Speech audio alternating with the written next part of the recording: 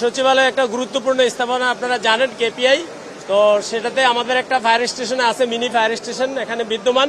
14টার সময় আমরা খবর পেয়েছি এবং 14টা 2 মিনিটে আমাদের গাড়ি, মন্ত্রণালয়ের যে গাড়িটা আছে সচিবালয়ের অভ্যন্তরে, সেই গাড়িটা এখানে পৌঁছায় এবং পৌঁছায় এই ভবনের 9 তলায় একটা ছোট্ট আগুন ছিল।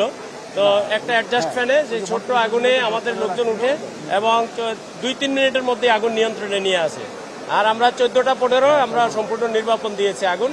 তারপরে আমাদের লোকজন অতিরিক্ত সতর্কতার জন্য ভিতরে আছে এবং ওনাদের যে হাইড্রেন্ট লাইন আছে সেটা দিয়ে আশেপাশে ঠান্ডা করে দিচ্ছে। কোনো সমস্যা নেই, আগুন সম্পূর্ণ নির্বাপন। আমাদের 3টে ইউনিট আসছে, যে সিদ্দিক বাজার ফায়ার স্টেশন থেকে 2টা এবং আমাদের মন্ত্রণালয়ের যে একটা ফায়ার স্টেশন আছে সেখান থেকে একটা।